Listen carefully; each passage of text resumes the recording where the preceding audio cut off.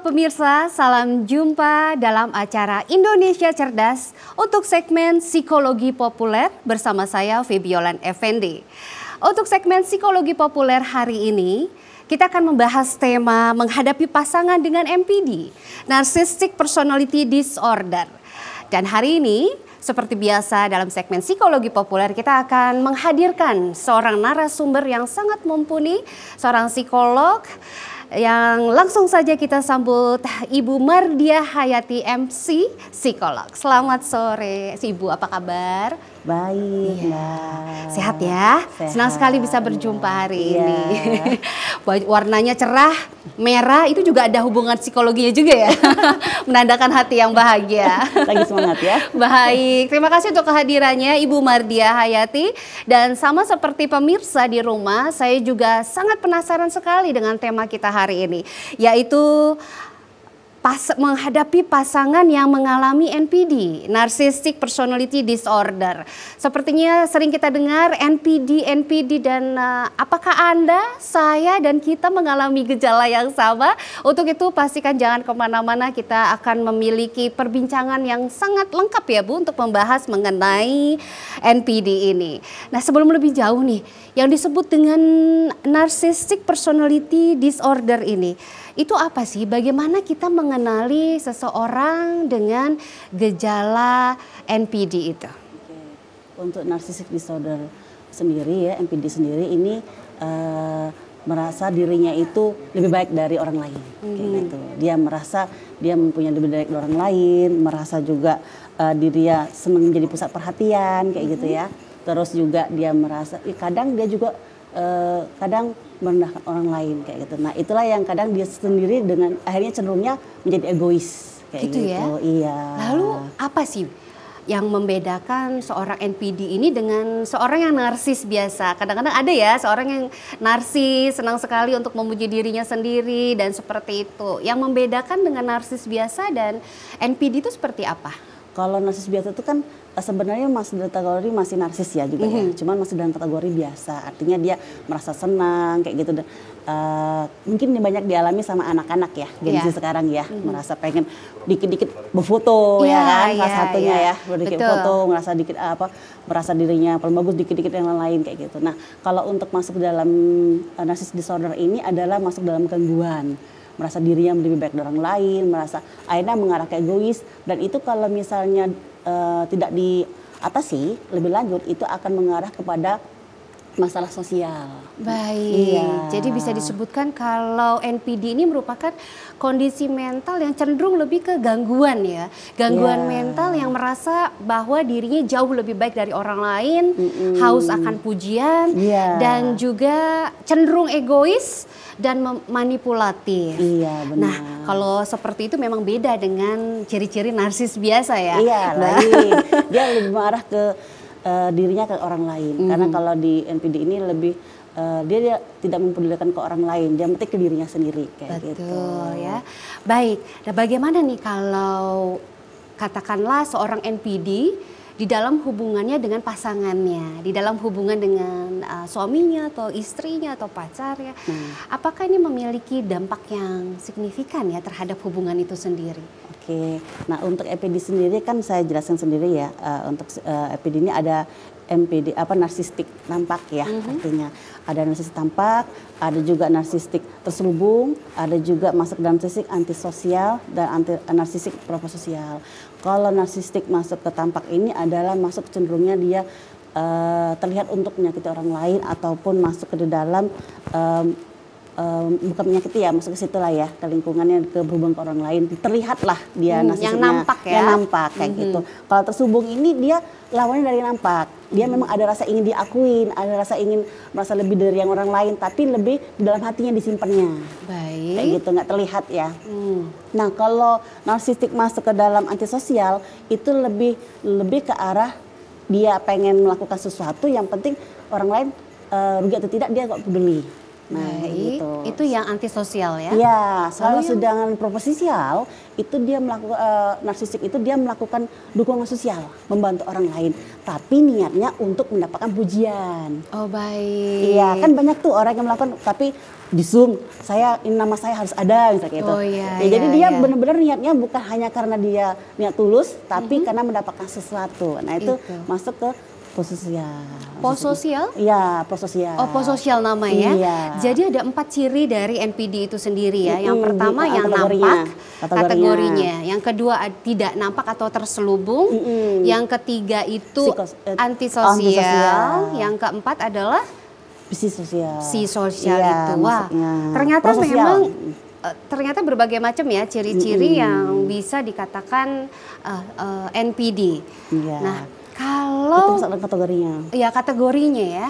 Nah, tapi cenderung kontradiktif ya antara NPD yang nampak gitu ya, ditonjolkan sifat egoisnya, katakanlah sikap manipulatifnya dan senang dipujinya, dengan yang terselubung tadi. Yang terselubung tadi ya. Tetapi dalam hatinya ingin, terus apa yang dia lihatkan? Tindakan apa yang dia lakukan gitu? Oke. Mungkin tindakan yang dilakukan itu walaupun dia posisinya ada keinginan dia menunjukkan bahwa dia pengen lebih dari orang lain ya, atau lebih, cuman nggak terlihat yang secara buka-bukaan kayak gitu. Artinya yang benar-benar terbuka kayak gitu. Paling dia dengan membuat status atau dan lain-lain kayak gitu ya, mungkin dalam hatinya. Tapi ada keinginan seperti itu kayak gitu, yang nggak terlihat secara fairnya, itulah itu. Karena dia terselubung. Baik, kalau kita bicara lagi dengan pertanyaan saya yang awal tadi, kita masukkan dalam hubungan ya, hubungan romantis lah ya, antara suami istri, pacar dan sebagainya itu. Nah, apakah seorang NPD itu bisa memiliki keempat kategori ini? karena sudah dengan pasangan ya kan ya. Jadi dia sudah apa adanya dan dikeluarkan semua aslinya. Apakah ada kecenderungan untuk 4 kategori ini dimiliki oleh satu orang NPD? Mungkin kalau untuk keseluruhannya mungkin dari 4 kategori tadi mungkin ada beberapa, cuma 2, tergantung sih, karena kan kita tidak bisa mengatakan ada berapa, tergantung dari pribadinya. Yang jelas kalau untuk ke dalam arah ke hubungan ya, itu akan terlihat akan terefek lah ya di dalam hubungan, misalnya dia sama pasangannya ya, kan dikategorikan bahwa kalau NPD ini kan masuk dalam kategori dia merendahkan atau misalnya merasa dirinya lebih baik. Nah, kalau dengan pasangannya, dia akan merasa bahwa dia lebih baik dari pasangannya. Misalnya dengan suami merasa seperti kayak, aku lebih baik dari kamu. Gitu. Misal gajiku lebih besar dari kamu. Nah, kayak gitu. Jadi itu terasa kayak mungkin dari pasangan akan merasa harga dirinya akan lebih direndahkan kayak gitu posisinya. Nah, itu yang akhirnya akan menimbulkanlah percekcokan yang akhirnya mengarah kepada hubungan nanti ke perceraian kayak gitu. Itu akan sebenarnya panjang ya. Seperti itu ya. Begitunya. Jadi memang ternyata NPD ini bukan hanya diri sendiri, lebih banyak merugikan orang lain ya pastinya ya. Dalam hal ini katakanlah pasangan yang kita akan bicara lebih khusus mengenai bagaimana dampak seorang pasangan NPD di dalam menjalin hubungan. Kalau bisa dilihat dari apa yang sudah dia lakukan, memandang rendah pasangannya, terus semena-mena mungkin dengan pasangannya dan sebagainya. Apakah ada ya penyebab dari hal-hal ini ya di masa lalunya atau latar belakangnya? Kalau kita bisa flashback lagi ya, sehingga bisa menyebabkan seorang pasangan ini, seorang laki-laki atau wanita ini memiliki gejala NPD ini. Ya. Untuk dari NPD ini kan bisa jadi penyebabnya itu karena dari neurobiologis ya, artinya dari neurobiologisnya, dari sisi neurobiologisnya, dan juga ada sisi dari kurangnya pola asuh dari kecilnya. dan juga mungkin karena kurang perhatian atau juga karena dia ada kekerasan di dalam rumah tangganya waktu masih kecilnya kayak gitu. Dan juga posisinya itu tadi efek dari dia trauma, adanya dia trauma kayak gitu dari masa kecilnya. Mungkin dia masuk ke situ. Dan NPD ini bisa mungkin karena dari orang tuanya sebelumnya ataupun turunannya juga ada NPD. Baik, jadi bisa dikatakan ada turunan juga bisa ya, dan juga pola asuh keluarga dan juga lingkungan sangat mempengaruhi seseorang bisa mengalami kecenderungan NPD ini. Menarik sekali untuk pembahasan mengenai pasangan yang memiliki gejala NPD. Lebih lanjut kita akan membahasnya lebih dalam setelah yang satu ini.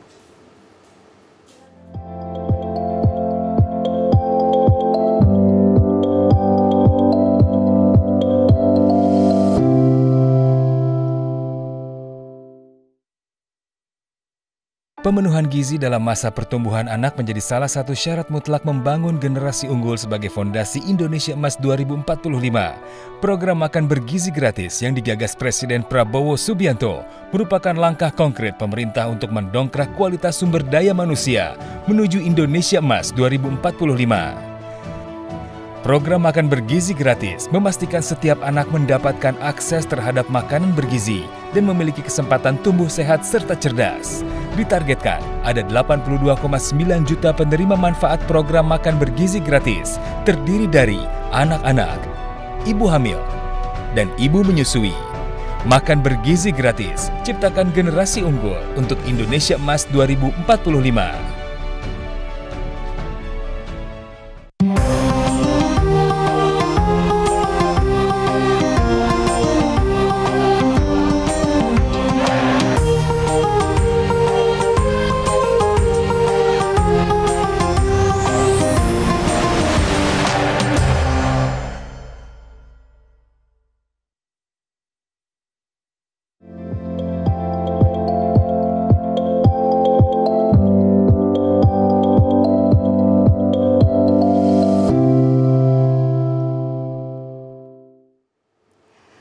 Ya pemirsa, masih dalam acara Indonesia Cerdas di segmen Psikologi Populer dengan tema kita hari ini menghadapi pasangan dengan NPD, Narcissistic Personality Disorder, dan masih bersama kita narasumber yang sangat mumpuni di bidangnya yaitu Mbak Mardiah Hayati, MC Psikolog.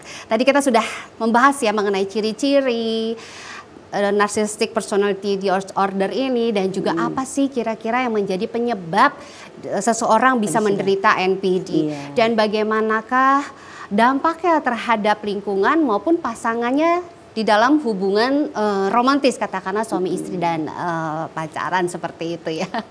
Nah, Mbak Mardiah Hayati, kalau kita bicara tadi ada 4 kategori NPD, yaitu yang nampak, terselubung, dan antisosial, dan yang terakhir adalah apa? Sosial.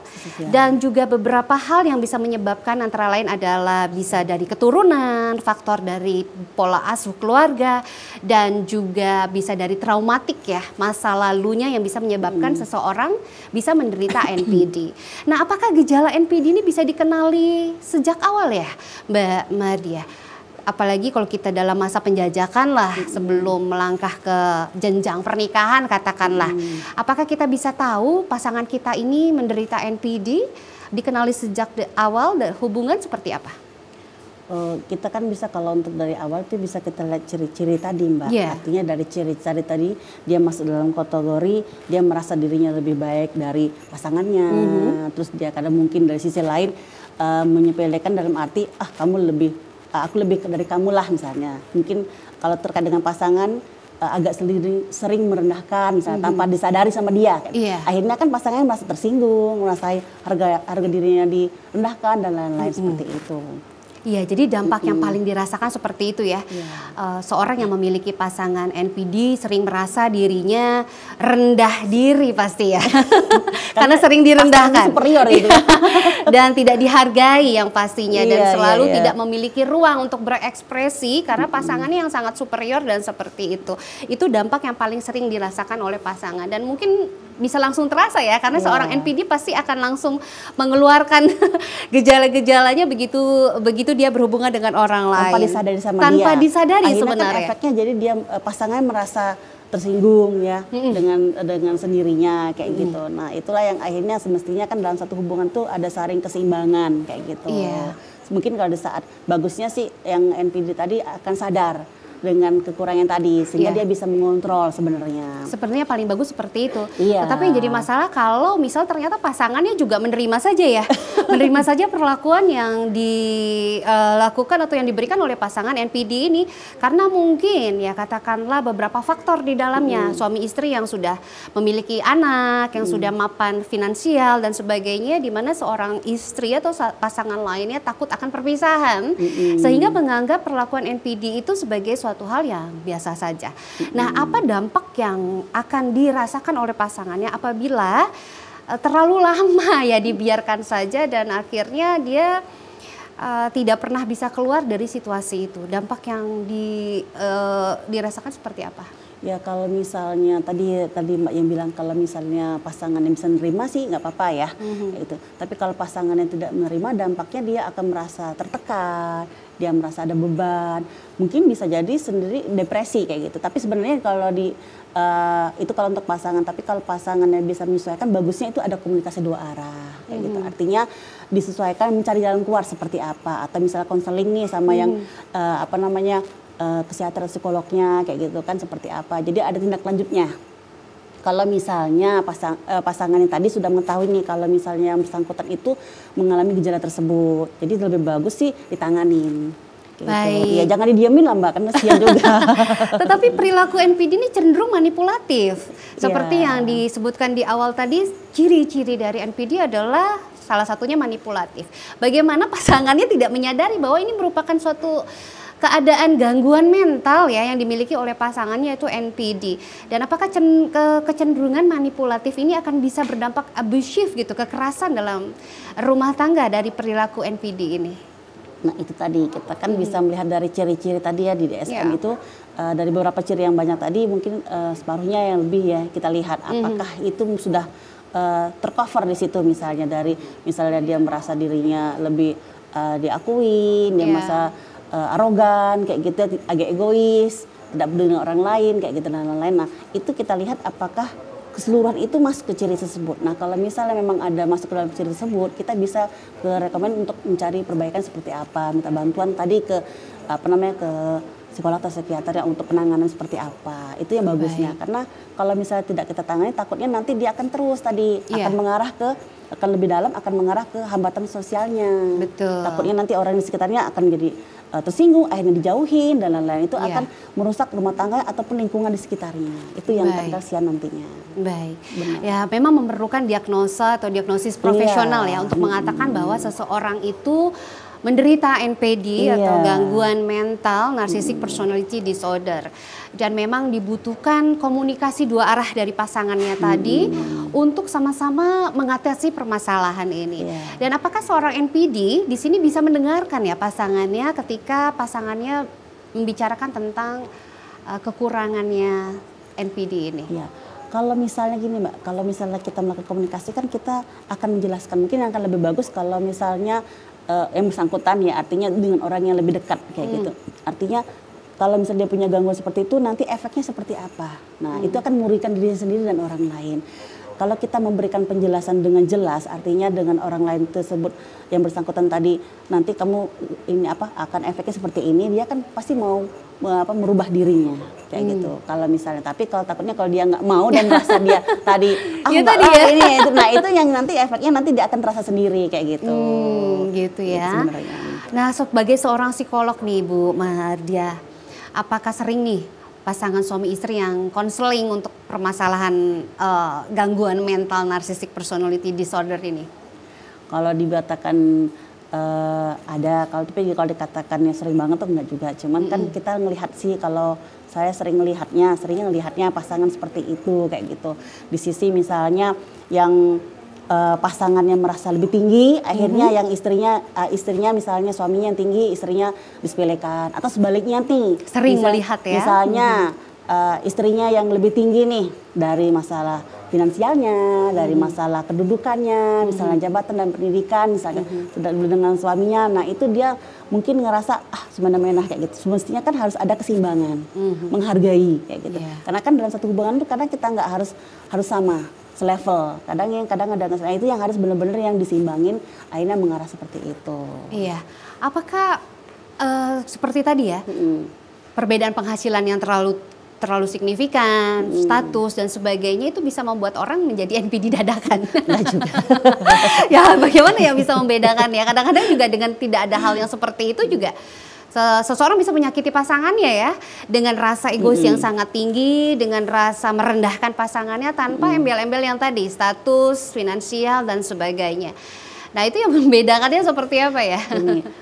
Untuk NPD kan dia termasuk percaya diri terlalu tinggi juga ya. Nah, jadi artinya gini, kalau dia masuk ke dalam kategori dia hanya tadi dalam berapa ciri tadi cuma 1-2 ciri nggak termasuk juga. Artinya dikatakan dia masuk dalam NPD itu cirinya lebih banyak. Tadi kayak gitu, bukan hanya itu aja, bukan hanya dia merendahkan pasangan karena dengan gajinya termasuk dalam kategori enggak. Tapi ada ciri-ciri lain tadi, apakah dia masuk egois tadi, apakah dia masuk dengan merendahkan orang lain, merasa pengen diakui terus, pengen dipuji terus. Misalnya dia nyumbang tapi tolong tulisin nama aku ya di depan atas sekali kayak gitu. Pakai kamera gitu biar kelihatan di mana-mana ya. Nah, itu masuk salah satunya itu tuh ya kan tanpa disadarin kayak gitu. Ya bisa membayangkan ya kalau kita memiliki pasangan. Jangankan pasangan ya, kadang-kadang kita memiliki teman saja yang memiliki ciri-ciri NPD itu rasanya kok seperti berada dalam satu lingkungan yang toksik gitu ya. Dan apalagi kalau kita memiliki seorang pasangan yang menderita narcissistic personality disorder ini. Tidak hanya sebulan, setahun, berpuluh-puluh tahun kita bersama gitu ya, Bu Mardia ya. Dan banget ya, harus sabar ya. Harus sabar banget ya. Dan mungkin gejala ini juga sebenarnya harus segera diketahui gitu. Harus segera diketahui oleh pasangan yang bersangkutan, di mana tingkah laku atau tindakan yang dia terima dari pasangannya itu sebenarnya tidak bisa juga diterima mentah-mentah. Dan hal ini merupakan sebuah kondisi gangguan mental yang memang seharusnya diperbaiki atau diobati. Nah, langkah-langkah dalam mengobati narcissistic personality disorder itu apakah memiliki waktu yang lama untuk mengatasi penyakit ini? Untuk langkah-langkahnya tergantung juga sih, balik lagi ke personnya ya Mbak ya. Artinya ada nggak niatnya dari orang yang bersangkutan itu mau untuk berubah. Pertama sekali adalah kesadarannya dia untuk ternyata aku nih termasuk dalam kategori gangguan NPD nih gitu. Aku mau memperbaiki diri. Beda sama orang yang memang dia nggak tahu sama sekali dan nggak mau berubah kayak gitu. Biasanya kalau dia yang sudah tahu dan dia mau berubah, dia akan lebih cepat prosesnya. Ya mungkin dengan bantuan yang lebih ahli kayak gitu ya, untuk melakukan terapi yang lainnya kayak gitu, perubahan perilaku kayak gitu ya. Nah itu masuk di modifikasi pelakunya seperti apa, menjadi lebih baik kayak gitu. Mungkin dia merasa yang dulunya merasa pengen merasa diri lebih baik, dia mencoba untuk merubah kognitifnya, mindsetnya untuk sama-sama deh nggak rasa lebih baik kayak gitu ya, dengan rasa bersyukur dan lain-lain. Nah itu yang dilakukan proses terapinya, langkah-langkahnya. Mungkin kalau misalnya dia ada kesadaran pengen berubah, akan lebih cepat dibandingkan sama yang nggak mau berubah atau nggak sadar kayak gitu. Baik, jadi langkah awal yang perlu dilakukan adalah perlunya kesadaran diri ya, untuk mengetahui bahwa dirinya mengalami yang namanya penyakit lah kita bukan bisa gangguan. katakannya gangguan lah ya, bukan penyakit maksud. gangguan mental, yaitu narcissistic personality disorder. Dengan memiliki kesadaran seperti ini, kecenderungan untuk sembuh akan lebih tinggi, karena keinginan untuk sembuh juga pastinya lebih tinggi. Mungkin kesadaran ini bisa muncul dikarenakan akibat yang terjadi ya, Bu Mardia, katakanlah dijauhi oleh lingkungannya, lalu juga dijauhi oleh pasangannya, anak-anaknya dan sebagainya. Dengan dampak yang seperti ini, mudah-mudahan bisa membuat si narcissistic personality disorder ini menyadari bahwa dia memiliki gangguan ini dan harus segera untuk diobati. Nah, apa sih yang paling parah yang bisa diakibatkan oleh gangguan narcissistic personality disorder ini? Ya, kalau untuk yang parahnya sih sebenarnya dikatakan parah banget itu tergantung ya, artinya tergantung dari personality seperti apa.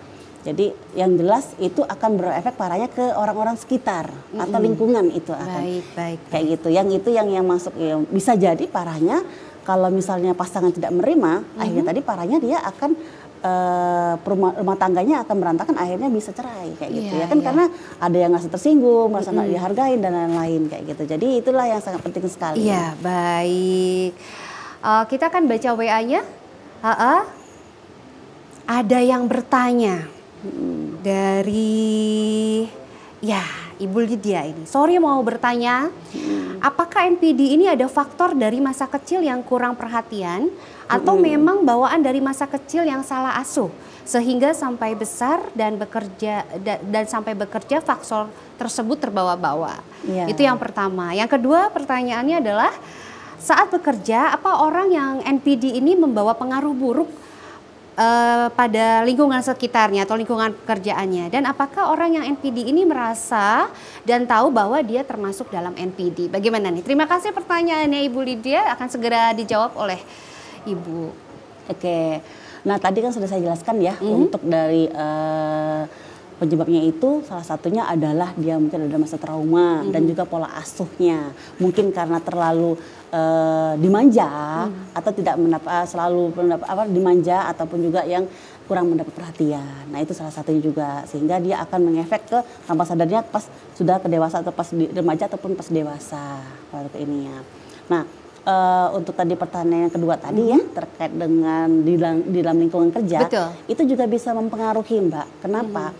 Kan dia kan masuk dalam kategori dia pengen merasa diakui, pengen merasa lebih baik dari orang lain, dan sedikit akhirnya akan mengarah ke egois kayak gitu ya, dan arogan. Nah itu kalau di dalam lingkungan kerja itu akan mempengaruhi pada suasana ataupun orang-orang di sekitar, sehingga kalau misalnya orang sekitar bisa memahami dia, kalau orang sekitarnya tidak memahami dia, akhirnya menjadi konflik.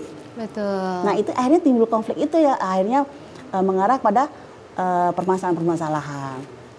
Akhirnya dia tidak diakui ataupun misalnya dibenci orang akhirnya. Nah itulah yang masuk ke arah situ tadi. Sangat berpengaruh ya pada lingkungan pekerjaannya, dikarenakan sikap buruknya itu ya bisa membuat suasana dalam bekerja tidak harmonis lagi dan toksik jadinya.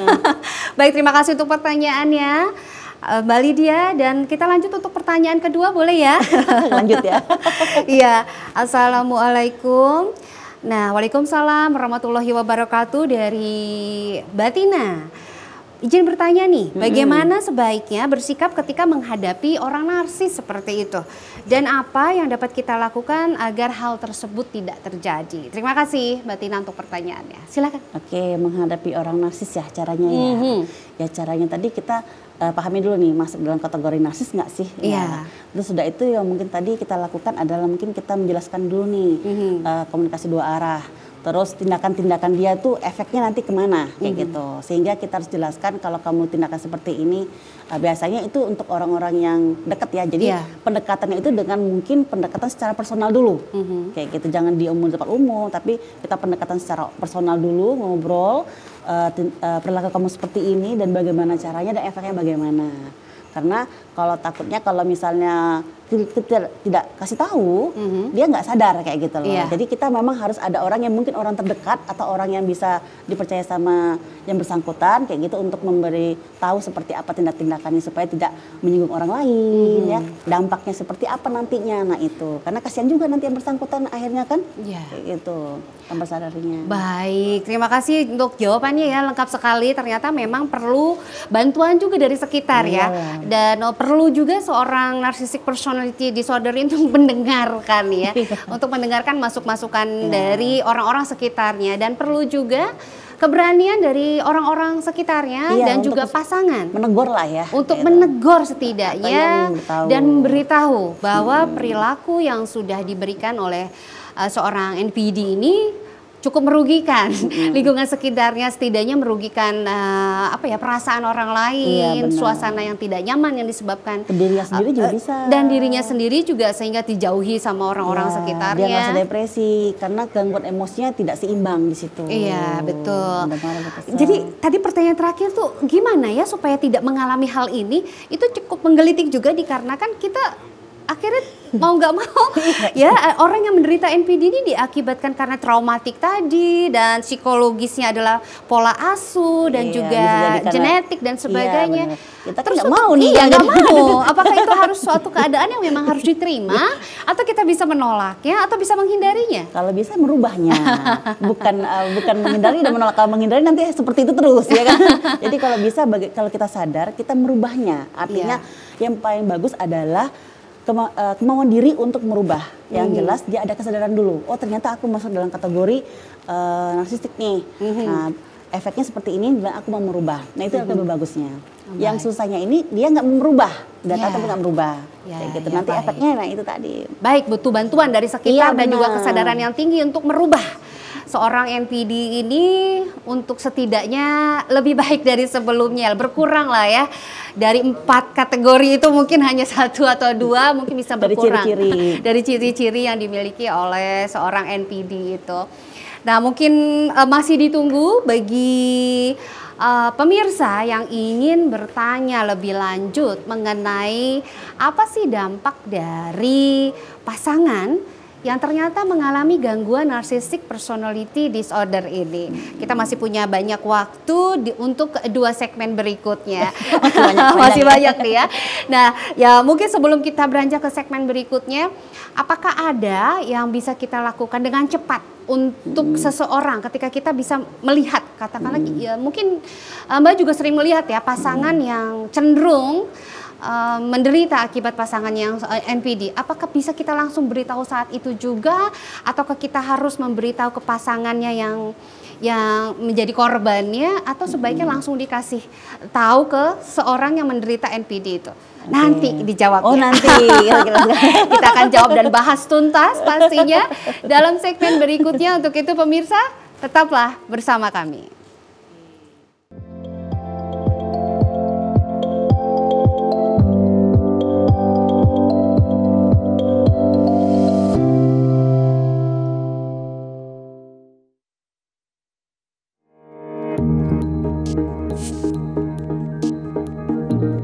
Seiring perkembangan teknologi dan menghadapi era digital, TVRI Sumatera Selatan terus berupaya beradaptasi dengan teknologi terkini. Penggunaan platform digital seperti media sosial dan layanan streaming menjadi salah satu strategi untuk menjangkau audiens yang lebih luas. Kebutuhan informasi yang semakin dinamis menjadikan TVRI Sumatera Selatan terus berkembang dengan menghadirkan berbagai program yang menarik dan bermanfaat. Sebagai media penyiaran publik, TVRI Sumatera Selatan memiliki peran penting dalam menyampaikan informasi, edukasi, dan hiburan bagi seluruh lapisan masyarakat di wilayah Sumatera Selatan. Dengan komitmen untuk terus berkembang dan beradaptasi dengan zaman, TVRI Sumatera Selatan akan tetap menjadi sumber informasi terpercaya serta media pelestari budaya lokal bagi generasi mendatang. Sehingga TVRI Sumatera Selatan siap mendukung kepala daerah dan wakil kepala daerah di Sumatera Selatan untuk menyukseskan Sumsel maju terus untuk semua.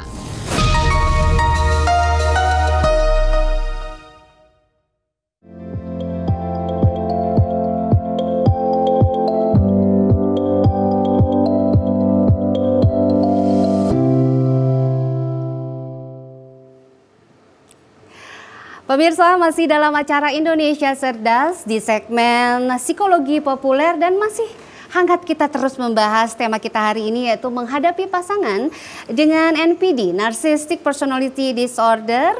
Bersama saya masih ada Ibu Mardiah Hayati, MC Psikolog.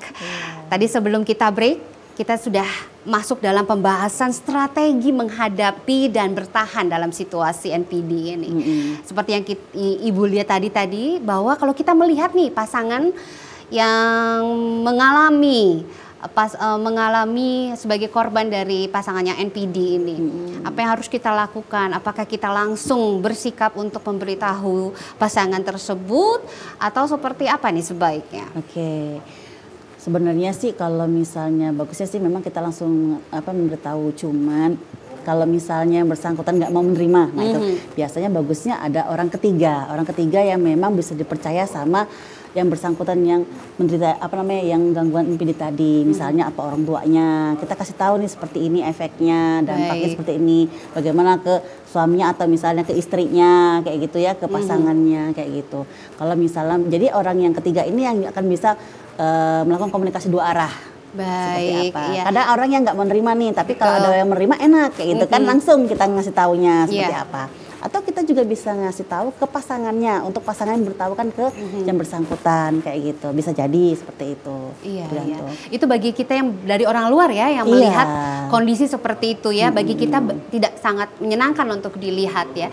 Dan itu memang memerlukan langkah-langkah bijak, bukan langsung menghadapi pasangan tersebut. Mungkin ada orang lain yang orang ketiga di luar pasangan tersebut yang mungkin bisa didengarkan oleh pasangan itu, atau pakarnya untuk disarankan seperti itu.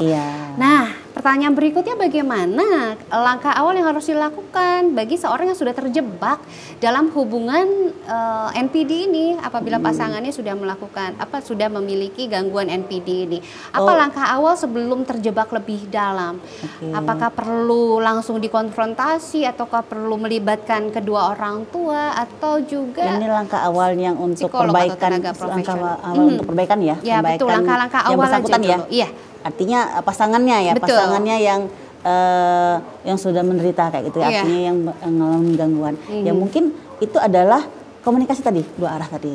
Artinya dikasih tahu seperti apa dan menumbuhkan kesadaran sama yang bersangkutan yang mengalami gangguan NPD tadi untuk oh ya ternyata aku masih dalam kategori ini nih. Gitu.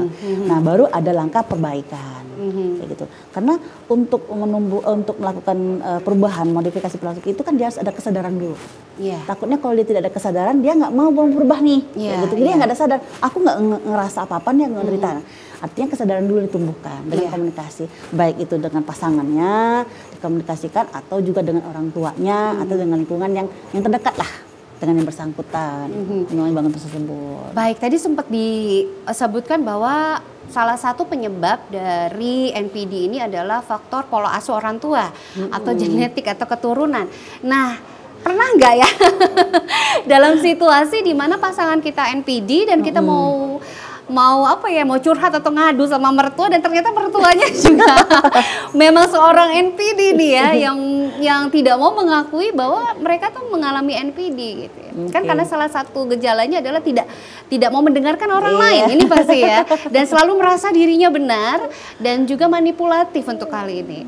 Nah, itu apa yang harus dilakukan bila terjebak dalam situasi? Bisa jadi mungkin kalau misalnya orang tuanya misalnya ternyata orang tua juga mertuanya kayak sama gitu, ya. kayak gitu. Tapi kan ada mertuanya yang tidak, misalnya mertuanya ibunya, kita bisa ngobrol sama mertua ayahnya atau misalnya ke bibinya dan lain-lain yang mungkin yang lebih netral sikapnya, yang tidak mengalami seperti itu. Jadi kita minta pendapat mungkin bagi pasangannya sudah mengalami gangguan tersebut, misalnya istrinya yang mengalami gangguan tersebut. Nah, suaminya bisa minta pertolongan sama keluarga, siapa sih yang memang bisa diajak komunikasi.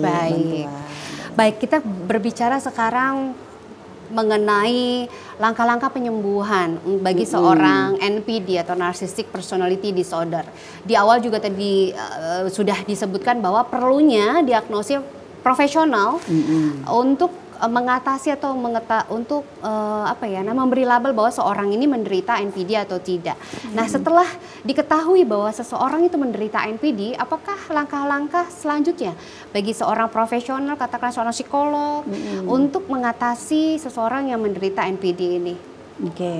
Itu kan ada terapinya ya, artinya kita melakukan modifikasi perilaku, baik itu dalam secara kognitifnya dan perilakunya, karena kan itu banyak ke arah perilaku ya, ke arah yang dia merasa dirinya lebih baik, terus merasa pengen menjadi pusat perhatian kayak gitu. Jadi modifikasi perilakunya, dan pertama sekali adalah yang dilakukan adalah mindsetnya dirubah, kognitifnya dirubah, efeknya seperti apa, dampaknya seperti apa. Setelah dia tahu di kognitifnya, di mindsetnya dirubah, baru bentuklah ke modifikasi perilakunya. Nah, itu ada bentuk-bentuk terapinya kayak gitu. Dan biasanya berapa lama itu? tergantung juga bisa nggak mungkin lah cuma sehari 2 hari, pasti kan bisa butuh berbulan-bulan. Tergantung juga tadi saya bilang kalau misalnya yang bersangkutan mau niat untuk berubah akan lebih cepat. Kalau lama ya bisa setahun, bisa bertahun-tahun, tergantung tadi karena kan itu sudah lama ya dari apalagi kalau yang NPD dari kecil kayak gitu ya. Itu yang jadi karakter ya. Iya, itu yang harus berubahnya lama, bisa bertahun-tahun, tergantung. Begitu. Jadi diperlukan memang ada langkah-langkah dalam terapinya seperti tadi dibilang ya, dari perubahan mindset seorang NPD itu, lalu juga mengenai perubahan perilakunya. Mungkin yang dulunya dia suka marah, apa misalnya marahin suaminya, misalnya dia harus melakukan kesadaran, oh ya aku nggak mau lagi ya marahin suamiku atau merendahkan suamiku. Nah itu kan bisa merubah. Kayak gitu. Tapi dari kesadarannya dia untuk bisa merubah pemikiran, mindset untuk memodifikasi perilakunya sendiri, kayak gitu. Langkah awalnya seperti itu. Jadi dia bisa tahapan itulah yang bisa merubah dirinya untuk bisa mengurangi, kayak gitu. Lalu ini bagi seorang yang menderita NPD atau Narcissistic Personality Disorder, dan apakah terapi pasangan juga diperlukan ya untuk hal ini? Iya. Dan pasti ada tahap-tahapannya juga ya? Benar. Mungkin bisa diceritakan lebih detail. Ya, kalau untuk tahap-tahapannya itu kan dari keluarga yang jelas ya, pertama sekali. Artinya motivasi dan dorongan dukungan spirit untuk keluarga, suami atau anak kayak gitu ya, atau misalnya istri atau anak gitu, atau orang tua, supaya dia bisa merubah kayak gitu perilaku-perilaku yang seperti itu, mindsetnya untuk menjadi lebih baik kayak gitu, karena itu kan akan berdampak ke keluarganya dan lingkungan sekitar.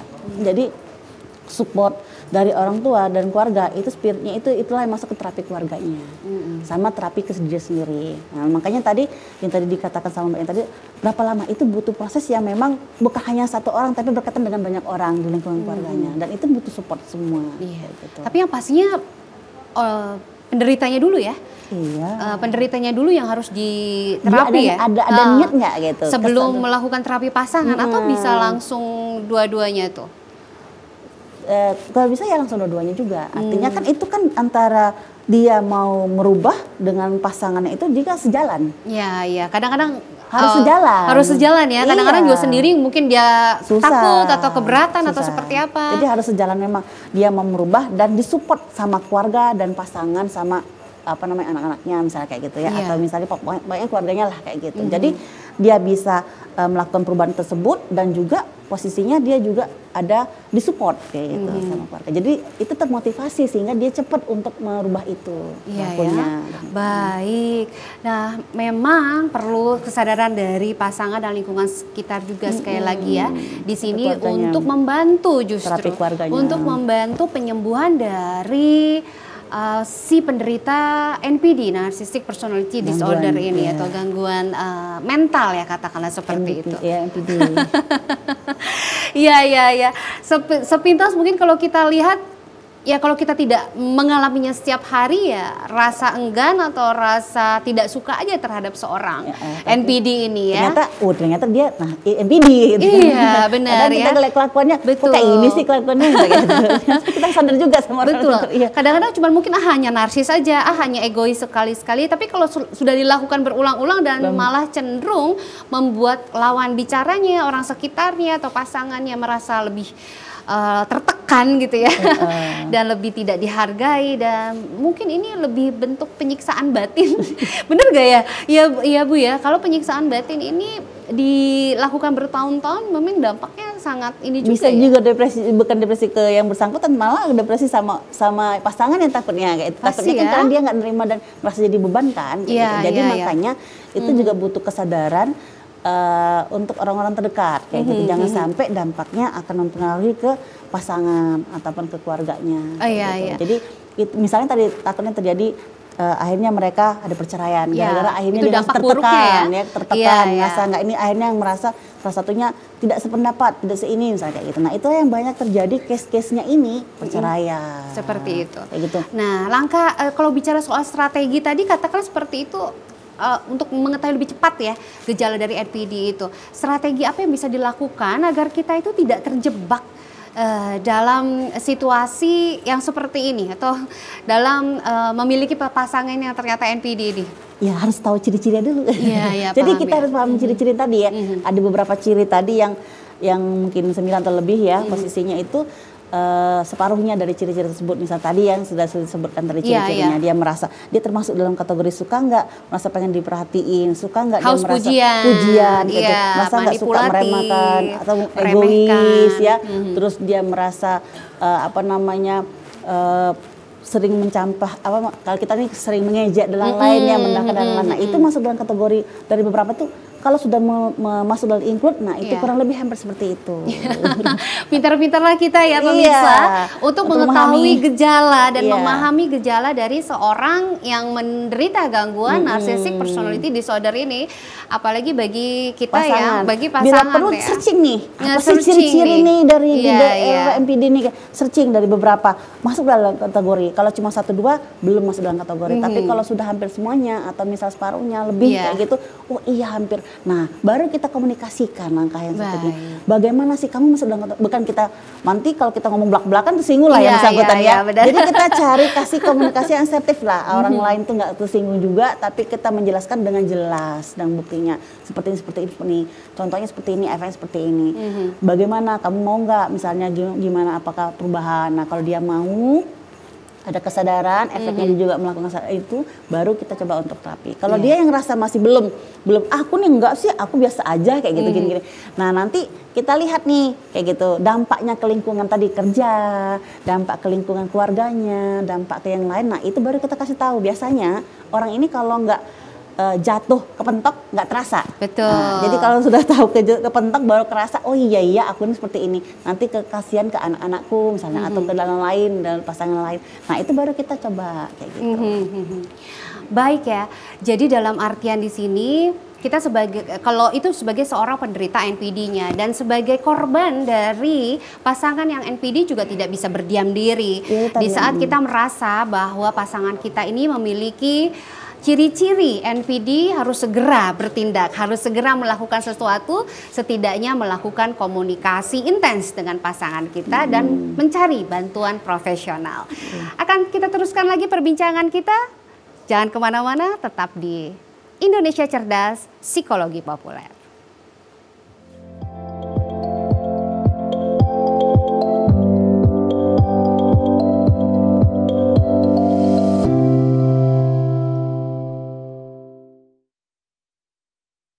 Kehidupan saya dulu, ya boleh dibilang mapan dan mencukupi. Ya, celananya. Waduh. Iya berat. Hati-hati dong mas. Tapi harus dijalani demi anak dan istri. Pemandangannya bagus banget ya. Iya, bagus banget. Pengennya sih berbuat sesuatu yang lebih. Makannya yang bener ya. Iya.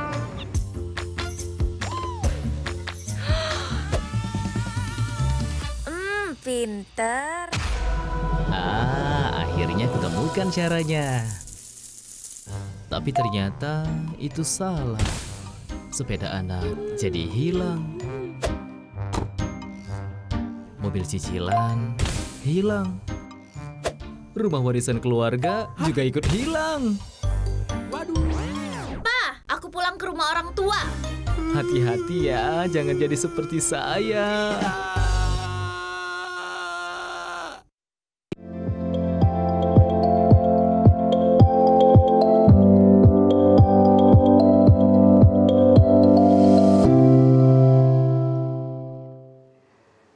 Ya pemirsa, masih dalam acara Indonesia Cerdas dalam segmen Psikologi Populer. Kita akan memasuki pembahasan yang lebih dalam nih untuk menghadapi pasangan dengan Narcissistic Personality Disorder. Nah, kalau tadi kita sudah membahas mengenai ciri-cirinya, kategori dari NPD dan apa saja langkah awal yang harus dilakukan bagi seorang NPD untuk mengetahui gejala yang dialaminya dan bagi pasangan yang mengalami tekanan akibat perilaku dari NPD-nya. Pintar-pintarlah berkomunikasi dan cari waktu yang tepat ya Ibu ya untuk menghadapi pasangan NPD ini. Nah, berikutnya nih mungkin kalau kita melihat penderita NPD ini sudah berdiskusi dan sudah juga mengalami bantuan profesional. Apakah NPD ini akan bisa balik lagi gangguannya?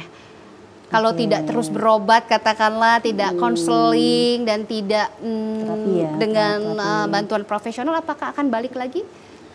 Kalau untuk dikatakan balik lagi ini bisa jadi, bisa tidak, tergantung ya. Artinya kalau misalnya dia muncul lagi, artinya kalau terapinya memang berhasil, bisa kemungkinan besarnya dia tidak akan balik lagi. Tapi kalau misalnya dia masih ada kecenderungan pengen mengulang lagi dengan seperti itu, memang misalnya nih NPD itu memang sudah berakar nih di dalam dirinya dari kecil banget. Nah itu memang agak sulit kayak gitu. Nah itu bisa kemungkinan balik lagi, bisa juga tidak, balik lagi ke pribadinya masing-masing. Mau nggak dia berubah, bener-bener kuat mau merubahnya. Itu balik lagi ke pribadi masing-masing. Karena kan itu untuk gangguan itu kan ada yang memang dari tadi ya ada trauma kayak gitu. Kalau misalnya NPD-nya dia dari trauma yang berat, kan beda tuh dengan dari yang kurang perhatian ataupun misalnya perhatian berlebihan kayak gitu ya. Nah dengan yang tadi dia efek dari karena trauma tadi kan dia lebih berat lagi. Nah itu dia prosesnya mungkin agak lebih berat. Baik, jadi mungkin diketahui dulu ya penyebab dari seorang NPD ini dan dicari solusi atau pengobatan atau penyembuhannya. Katakanlah kalau dari trauma mungkin agak lebih berat. Iya, lebih berat, tapi kalau bisa diatasi traumanya dan memang membutuhkan waktu yang lebih lama ya. Lebih lama ya. Bisa kemungkinan kalau dia mau berubah, ya insya Allah dia bisa sembuh kayak gitu. Kayak gitu. Dan cenderung untuk balik lagi sedikit ya, sedikit kemungkinannya gitu. Kalau ternyata memang apa penyebab traumanya atau trauma psikisnya itu juga bisa diatasi dengan konseling atau tidak terlalu berat. Beda lagi dengan yang haus pujian, haus kasih sayang mungkin ya, seperti itu mungkin bisa dengan perubahan mindset tadi ya. Iya, lebih cepat kayak gitu. Jadi kan kita lihat dulu nih sebabnya tadi, terus kira-kira beratnya dia ini, artinya gangguan ini sudah berapa lama, sudah berapa berat. Jadi kita bisa memperkirakan apakah dia lebih cepat atau lebih tidak, kayak gitu. Apakah dia kembali lagi atau tidak. Baik gitu. Ya.